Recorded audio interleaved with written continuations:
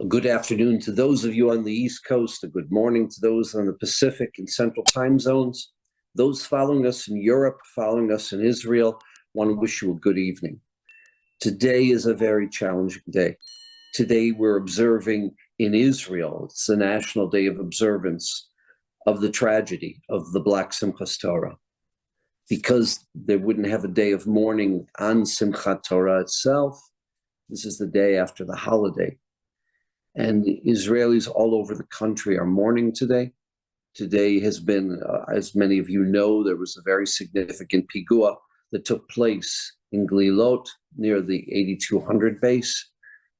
We'll have further details as to the situation, but many, many were wounded.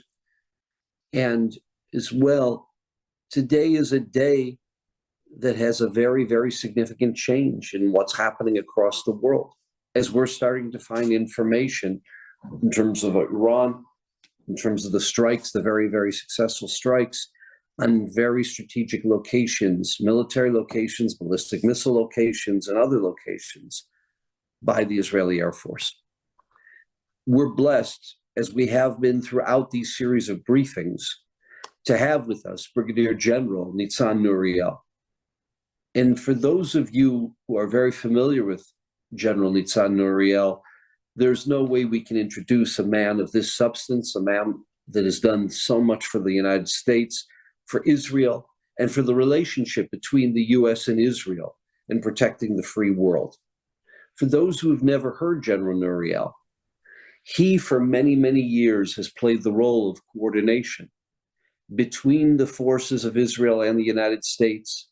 There are a number of joint exercises that have taken place, first through the European Command, now through the Central Command, known as Juniper Falcon, Juniper Cobra, which are defense exercises, joint exercises, as well as Juniper Oak, which was a joint exercise in the event that there has to be an offensive attack against Iran. Things like what we observed in April, what we observed with the 188 ballistic missiles attacking Israel, things that took place yesterday, don't just come out of thin air.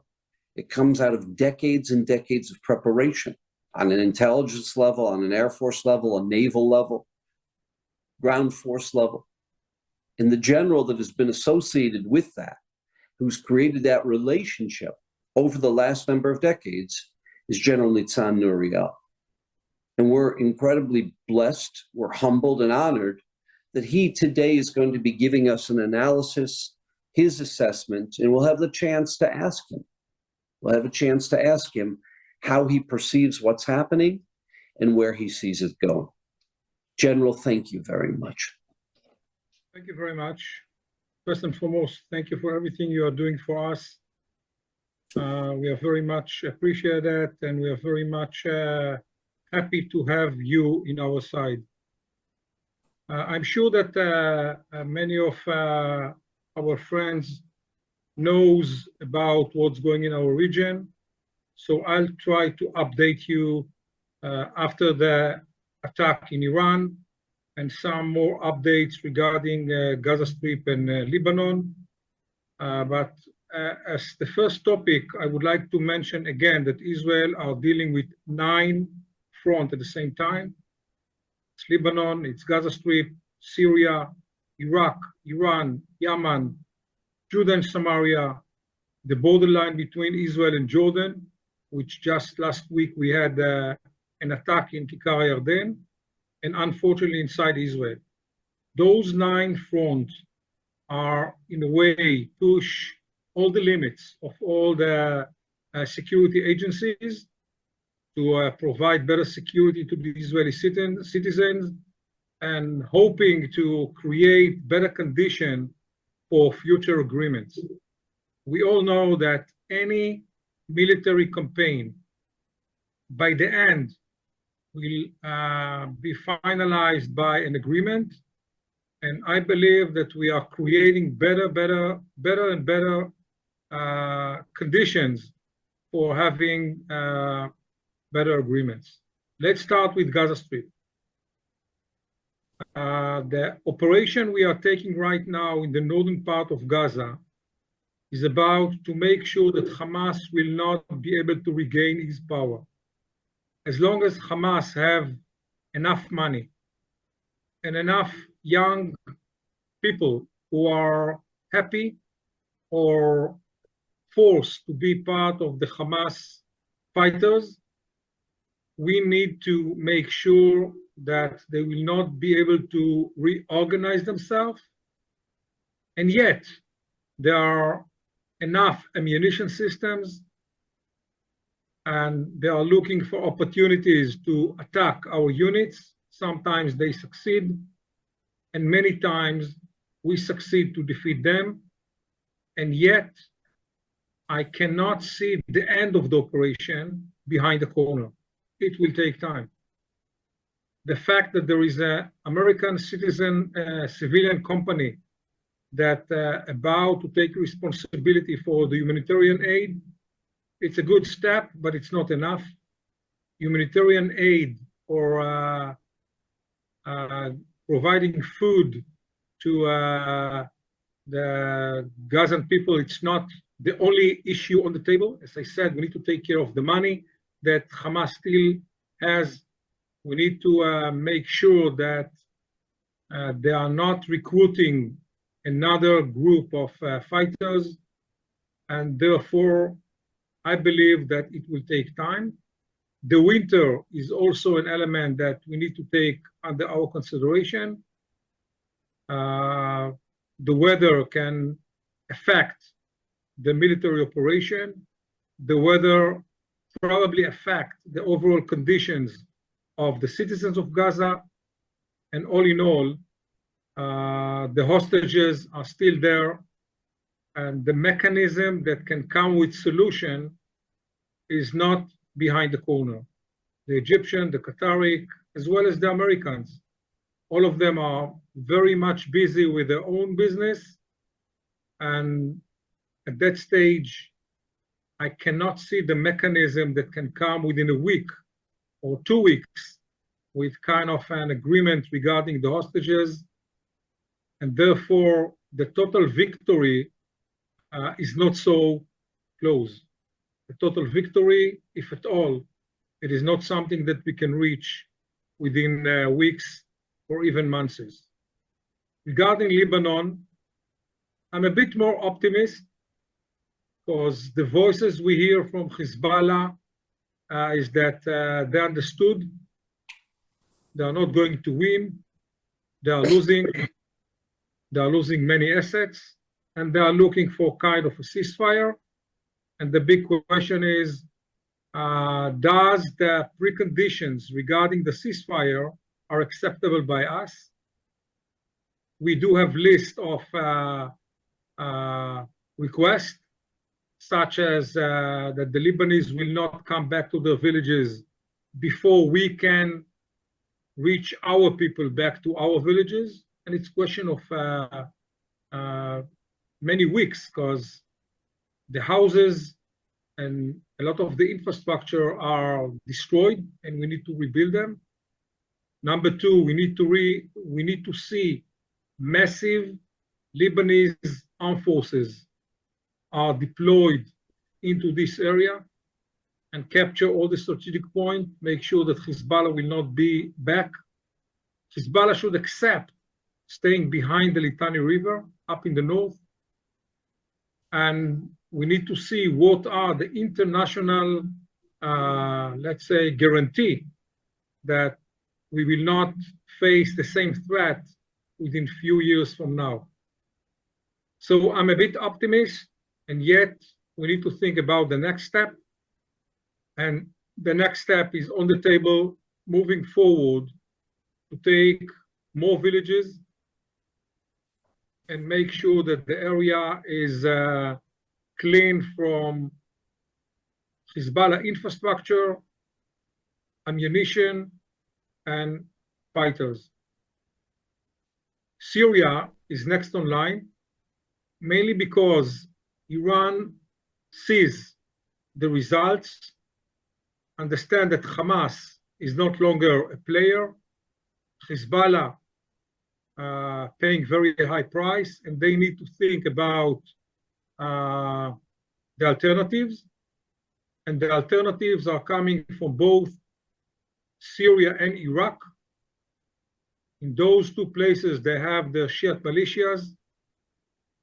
And if we can see the next Iranian step is using the Shiite militias in Iraq, push them to Jordan, shake the Jordanian kingdomhood, and trying to change the borderline between Jordan and Israel, as well as pushing Judah and Samaria to be more aggressive. Meaning the Iranian are using plan B. They don't have Hamas. They are losing Hezbollah. They are about to create a new wave coming from Iraq through Jordan in order to change the reality along the borderline between Jordan and Israel, something that concerns us very much. And we are taking decisions how to prepare against a threat like that. Yemen still on the table, very much affect the economy of Egypt, very much affect the Israeli economy. We teach them a lesson, but it's not enough. I believe that the Houthis will be much more aggressive by the next few days in order to show solidarity to the Iranians. And last but not least, Iran, after last Friday, study a lesson. Is this enough? The answer is no. But they need to reconsider what is the next step. We need to be prepared for another night like April 14th or the attack we had 25 days ago. Yes, we do have many friends around us, some of them even physically in Israel, the FAD system, and we are fully prepared to launch the concept we developed along the years to defend the region, not only the state of Israel, but also Jordan, Emirates, the Saudis, and other states that may pay the price because of the Iranian aggressiveness. The bottom line is that we do have limitations, ammunition, spare part, the reserves, the reservists, and some political limitation inside Israel and outside Israel that actually put many question marks on the options we have. And yet we are fighting, most of the time winning, and unfortunately from time to time need to pay very high price, mostly by the reserve units. Most of the units that are fighting now in Gaza or in Lebanon are reserve units. Great soldiers, left their houses, left their families, and call up to defend the flag. They do it, and the price, as I said, sometimes it's a very high price. The message I have for all of us, it's going to take time. We need to stay strong. Personally, I'm very happy that you're in our side. Very pleased for your support, and wish and pray for better days. I'm sure that by the end we will win. And from the strategic point of view, if you look into the Middle East, this is the first period which the Shiites are start losing. After many years that the Shiites are winning, first time the Shiites are starting to lose. Hamas is no longer a player. Hezbollah become weaker and weaker. Iran hopefully studied the lesson, but all of that is not enough. Like the rest of the world, we are all waiting to see what will be in the United States after November 5th, and we shall see. Hopefully the Western world will realize that Iran is the main source of problems, and together we will confront them to create a real change. Having said that, I know that Russia and China and North Korea, all of them behind Iran, so it's much, much, much above the state of Israel, and therefore we need the coalition concept in order to make sure that the right people are winning and all that axis of evil are paying very high price and hopefully will be defeated soon. General, thank you. If we could ask you a number of questions. You spoke about, for instance, in Lebanon, we have, of the 5 divisions there, many of the soldiers consist of reservists. And you also said that with the great strides that we're making in Lebanon, that the IDF is making, there still is a long ways to go. Can you describe geographically what areas the IDF really has taken control of, has, so to speak, removed the terrorists, removed the infrastructure? That's question number 1. And question number 2 is the Lebanese armed forces that in potential could replace a UNIFIL, replace the Hezbollah south of the Litani River. To what extent can Israel, can the world rely on them, number 1, to be fair, to be objective, to be moral, and to operate the way an army should operate, if assuming that Hezbollah is cleared of everywhere south of the Litani River? Back to the first question, if you draw kind of a line along the borderline between Israel and Lebanon, and you mark all the villages are close to the border, this is the first step of the attack. The concept is to make sure that all those villages are not longer exist. We destroy most of it, and we probably destroy them by the next few days. To reach a point which those places are not longer threaten the state of Israel, upon the rule of engagement, anyone who will try to reach those areas, we will open fire. And by that, we will take out of the table the direct threat into the Israeli villages along the borderline. Is this enough? The answer is no. Because the rockets and the mortars are also a threat that can come from 10, 12, 20 kilometers, depend which type of rockets they are using.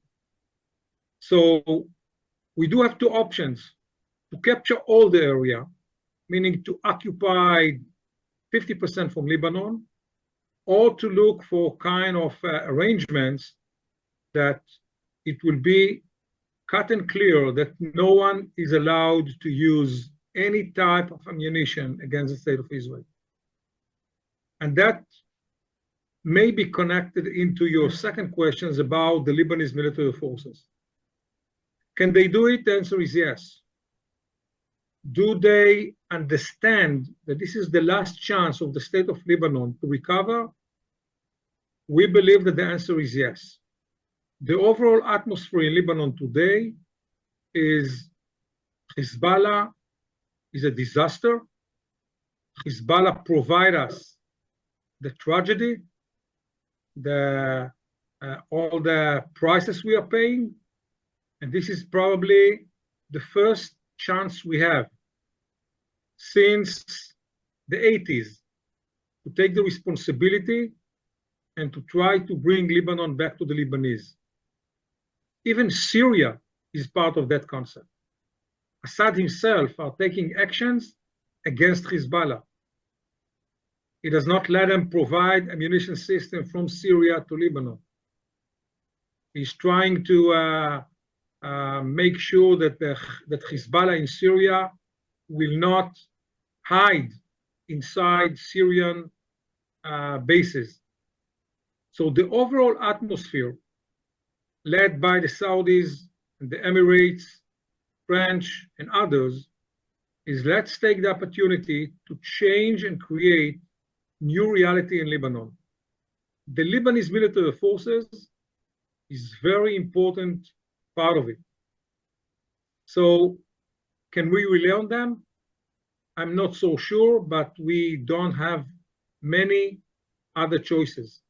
So we need to try. We need to try, give them the ability to control those strategic points, have very effective role of engagement, have UNIFIL with more and more capabilities to control the area, and hopefully we will reach a new status in that piece of land for the next few years. Can we fix all the Middle East by that? The answer is no. In terms of the Ka Valley, in terms of some of the neighborhoods in southern Lebanon, what kind of time frame do you see will need to take away their ability to send serious rockets deep into Israel? One of the questions we need to put on the table is why Hezbollah at that stage is not launching hundreds of rockets every day. They launch sometimes 150, sometimes 200, but the numbers they could, we used to say it's 3,000 a day. And one of the questions, why don't they actually do it? Three different answers. Number one, we destroy some of their capabilities. Number two, the command and control system is not really functioning and nobody can really provide commands. And number three, they see that every time they trying to launch more rockets, we hit them harder. We are not willing to capture the Bekaa Valley. We're about to destroy as much as we can their infrastructure. The end state in that area is either an agreement within a few weeks or a very, very long war. The worst case scenario I have on my desk is multi-front for a long time. Meaning we are dealing with Gaza, with Lebanon, with others for many, many months. And this is the worst case scenario because we all know the difficulties by the economy, by the society, by ammunition, by spare parts, and so far and so on. So it's our interest to try to make it as short as we can, but it's not in our hand. We are only 50% from that equation. You mentioned a very great concern, and that is the slow delivery of weapons coming from the United States, the lack of supplies, and the lack of stockpile. Would you like to elaborate on that condition? Yeah, unfortunately, it's not only from the United States. We do have difficulties for many, many states, and we are looking for spare parts all over the globe in states which you never think of as a source of supply for the state of Israel.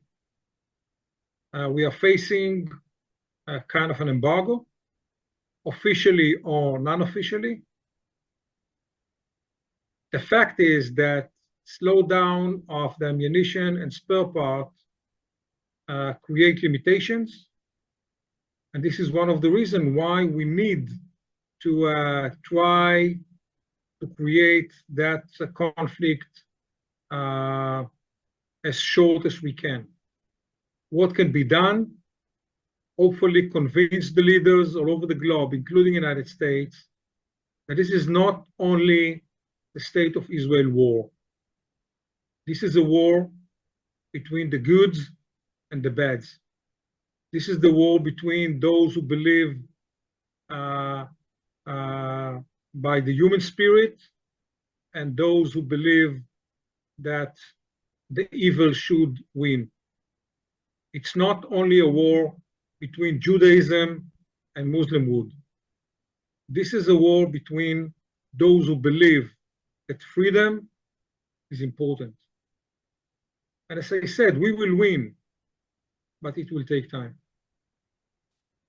Would you like to elaborate upon what happened in Iran over the last day or so, in terms of the cooperation, in terms of the freedom of mobility of the Israeli Air Force, and in terms of strategically what was affected and what needs to be affected? The understanding between us and our American friends are very simple. They will help us to defend the state of Israel, but in any offensive attack, they will observe. They will not participate physically, meaning you will not see Israeli F-16 flying next to American F-16 in order to destroy Iranian targets. This is the situation so far. It can be changed. It can be changed in case of Iran will cross the red lines, not only from the Israeli perspective, also from the American and the coalition forces perspective. Regarding Friday night, the cooperation was fully, meaning they understood what are the targets. We accept all the limitations. And I believe that we picked the right targets in order to launch the message. A, your air defense system is not longer relevant. That message was very important also for Russia, also for Syria. And I believe that all those states who are using the Russian equipment got kind of a wake-up call. You do have systems, but someone, the Israelis and the Americans, know how to take care of those systems. So number one, they don't have efficient air defense systems, and we're free to attack almost everywhere. Number two, all the family of long-range missiles is less effective. It will take you more, I can say months, up to 2-3 years before they will be able to produce new type of long-range missiles. By the way, in a way, it's open a bridge to China to start provide ammunition system to Iran. It's a bad news for all of us. But this is a side effect. When you destroy something, the other side is looking for alternative, and China can be a very good alternative, which will create a new challenges for all of us. Also North Korea. Yeah, North Korea has an embargo, but they study how to cheat the system and provide ammunition system. We saw some of it in Lebanon. We saw some of it in Gaza. And we know that they are trying to be involved in all those conflicts. And number three, the Iranian regime realized that we, the state of Israel, are not afraid to confront them. We are not afraid to use our Air Force, to use other dimensions, such as cyber, special forces, security agencies, in order to make sure that they will not be able to destroy the state of Israel. Yes, the nuclear is still on the table, and this is one of the challenges we all have, for the next future. From your perspective, if and when there is a next round, it will be easier in the aftermath. This paved the road, or this made it easier for future strikes against Iranian strategic locations. The answer is yes. And I believe that the next family of targets will be regime locations in Tehran, as well as the oil industrial. And by destroying those two, the nuclear project will be less important, because if you don't have electricity, you cannot run that project. If you don't have money, you cannot run that project. If you don't have leaders who are looking for the results of that project is less important. But as I said, the challenges are ahead of us. And my personal assumption is that Iran will respond mainly by the Houthis, and we will get the dilemma: are we going to respond only against the Houthis, or also once again against Iran? That will be a dilemma on the Israeli leaders' decisions. Is it fair to say, and this is speculation, that dilemma, the answer to that dilemma, is very different if you're looking at a Trump White House as opposed to if you're looking at a Harris White House? In terms of, it's a different dilemma, and the answers may be different. I'm not so sure. Again, I don't have the crystal ball to say exactly what will be Trump policy or what will be Kamala Harris policy. I can look into the past and saying that Biden himself did a lot in order to protect us. He gave his generals the order, be prepared to attack Iran when it will be necessary. And I don't, as I said, I don't know what will be the Trump or Kamala Harris policy after they will take the chair in the White House by the beginning of January. For us, the Israelis, State of Israel, the Israeli security forces, we believe that whatsoever the United States will stay with us and support us to make sure that the excess of evil will not win. It's not only about Iran. You have to add into the story Russia, China, North Korea, Turkey, unfortunately, and therefore it's much, much wider and bigger than the conflict between us and the Iranians.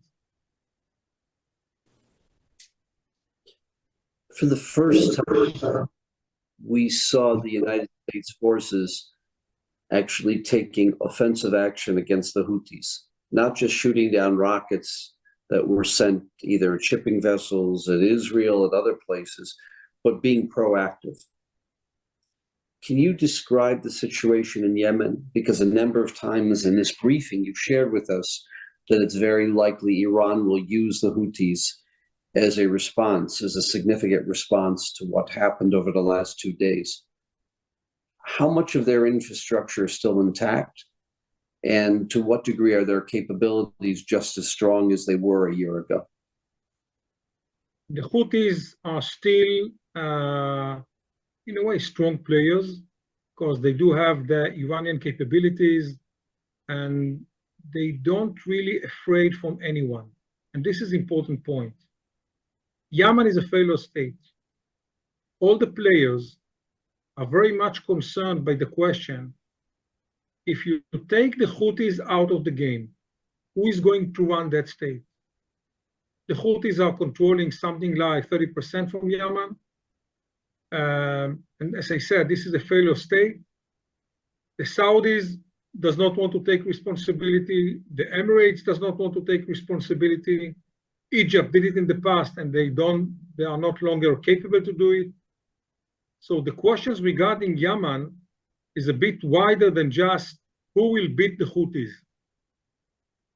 Like in any other places, you ask yourself, and then what?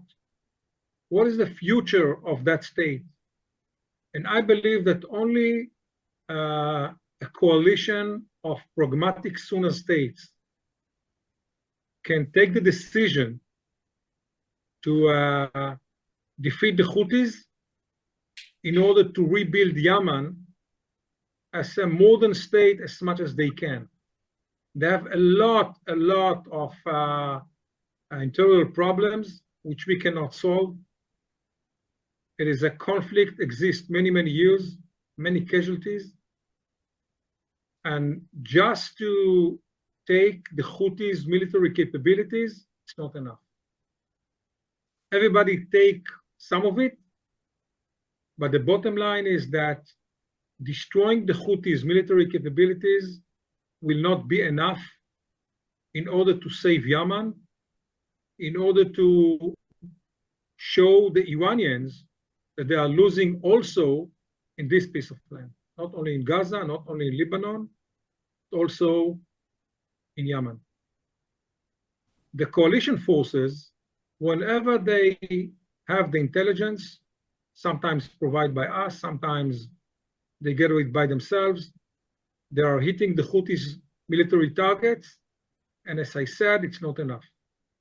Therefore, we picked the port of Hodeidah as the main target twice, just to cut their finance capabilities, and by that to weakness the Houthis regime.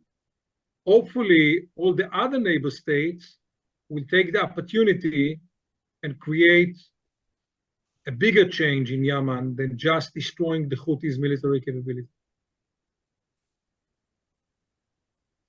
You've shared with us that this is a very complicated situation. It's taken 4 decades, I'm sorry, maybe longer than 4 decades, for Iran to build up these 9 proxies. It's not something that you can remove in a year. It's a slow, it's a long process, and that we have to have determination and we have to have patience. What do you see looking forward? And this is a very difficult question we're asking you. What do you've shared with us what you'd like to see in Lebanon. What do you see potentially in Gaza moving forward? I'll start with the beginning of your question. Yes, you're absolutely right. To change 40 years of legacy by the Iranians will not take a day. But it's like a domino cube phenomena, meaning once Hamas failed, and now Hezbollah is less effective, and if the Houthis will pay high price, and if the Iranians, Revolutionary Guards, will pay high price, maybe the Iranian regime himself will be removed by the people of Iran. Many of them believe that this is achievable. If you asked me a year ago, I would have said no chance. But today, when they see that all those proxies are paying very high price, and maybe the big project by Iran is not longer successful, they will have the courage and start taking actions in order to remove the regime. Hopefully, we all need to help them. Therefore, I've mentioned that next time we will hit a regime target, just to give the people of Iran more and more support to take those actions. Regarding Gaza, this is an end state which I believe will have to be controlled for the next, let's say, 5 years by a combination of the Palestinian Authority, Sunni's pragmatic states, monitored by United States and some European states. Israel should not be part of it. Israel should keep the freedom of maneuver. Israel should keep the ability to open fire whenever we need to take any risks out of the table. But we need to let those players to recover Gaza. And like another chance to give the Gaza people a second chance to rebuild themselves as a normal society, as a normal state. Without that, it's going to be never-ending war between the people of Gaza and the state of Israel. I believe that the people of Gaza, many of them, are praying to the day which they can open a new page and start living without Hamas as a shadow above them.